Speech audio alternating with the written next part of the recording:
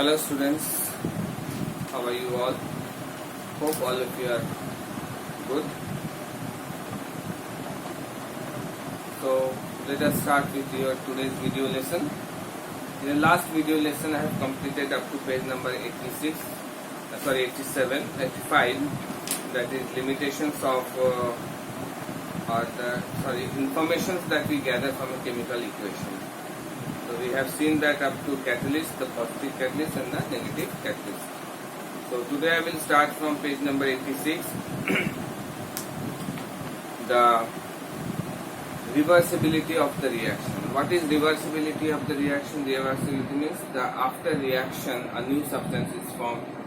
But if from that new substance, if you bring it back to its original forms again, so it is called a reversible reaction. So very simple equation for this is we have already done that irreversible or reversible reaction.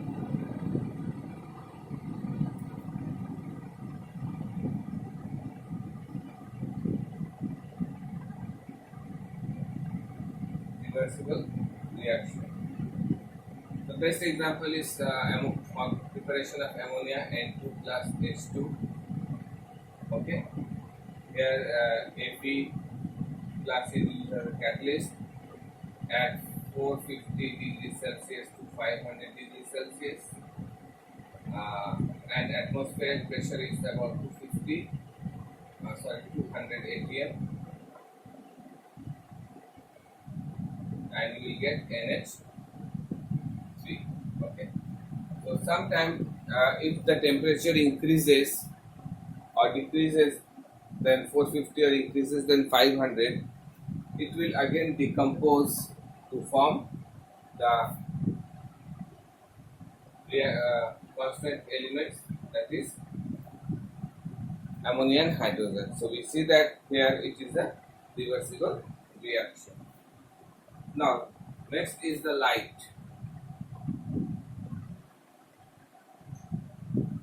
We can assume we can gather information if the light is required. Very common example, that is photosynthesis, when CO2 plus H2O in the presence of sunlight,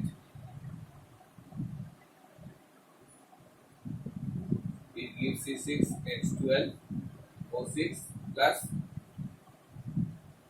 energy. The very common example, plus carbon dioxide also, CO2 plus energy. Okay, so this is where sunlight is required. After that, another example also you can take, like hydrogen plus chlorine, when exposed to sunlight, it will give 2HCl.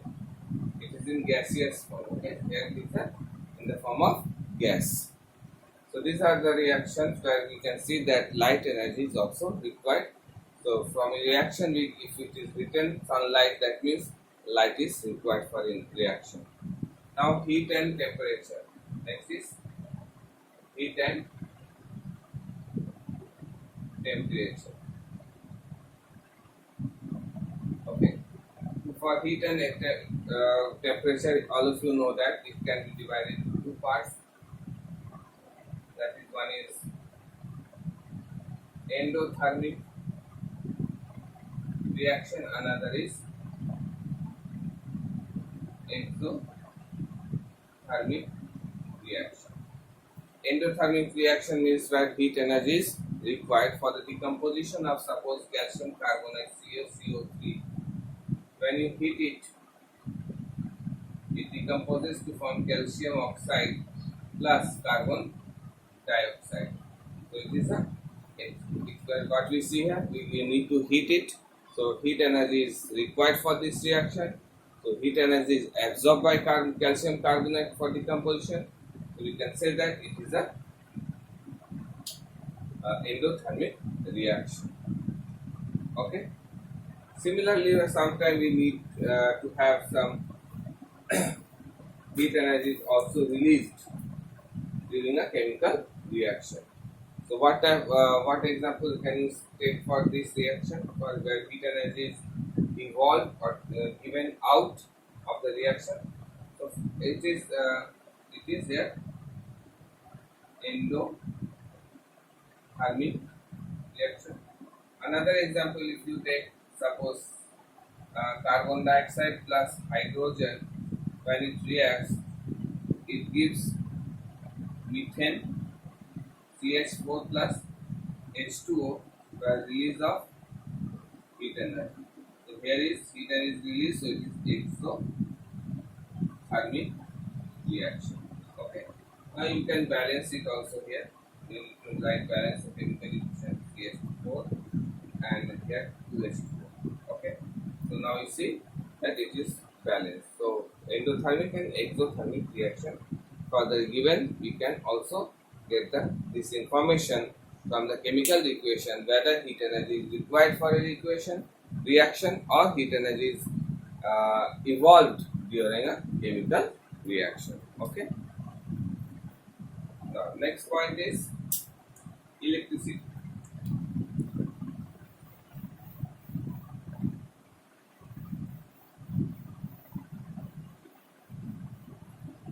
So here also what we see, for some reaction we can get the information that whether electricity is required or not. For example, Faraday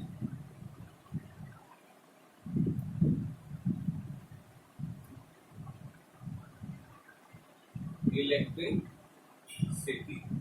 Here mainly it is called electrolysis process. It is also called electrolysis process. So what we see in this electrolysis process, mainly for decomposition of some elements we need to have this. Like if you want to decompose H2O by passing electric current, they decomposes to form H2 plus O. Okay. Similarly, for decomposition of sodium chloride of NaCl, when electric current is passed,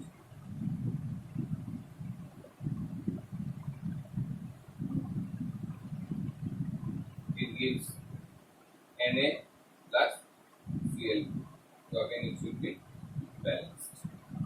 So here also we can see that it is a reaction where electricity is required.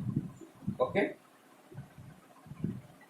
Now the next condition is the last, whether some pressure is required or not for a chemical reaction.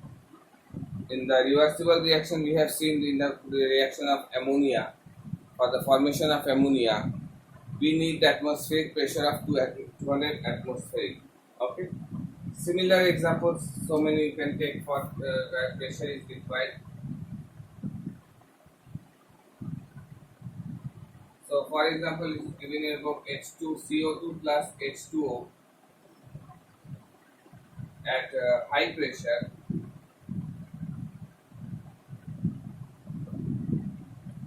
It forms carbonic acid, that is H2CO3.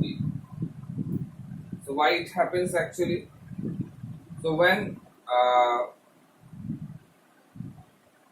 this carbon dioxide is mixed with water at high pressure, it easily dissolves with it to form a carbonic acid that we use in the case of fizzy drinks or soft drinks that you drink, the cold drinks you take very frequently, So this is the reaction where pressure is also required. Another example again you can take, that is ammonia. It is N2 plus H2. Again it is, you need 200 atmospheric pressure to form ammonia. Okay. So this is the reaction. So these are the information. If we write this information here above the arrow mark, so many information we can gather from a chemical equation. Okay. So we say that Rather than chemical word equation, chemical equations are whether balanced chemical equation we say it is more informative. Okay,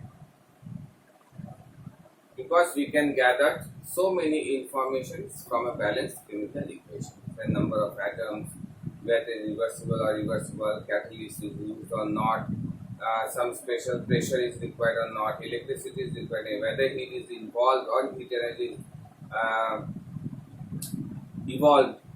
Everything we can know from a given balanced chemical equation. Okay, students. So in this way, we have completed our this chapter number 5. Up to this, you will have in your midterm examination. The next video classes, I will discuss few question answers from here also, as we have already done in your online classes. So I think we have understood and we have done so many questions of your. So many of you have done the homeworks. Please, those who have not done the homework, please do this because chapter is very important. So many questions will come from this chapter. So hope you have understood what I have taught today. See you again in the next online class and video class. Till then, thank you very much.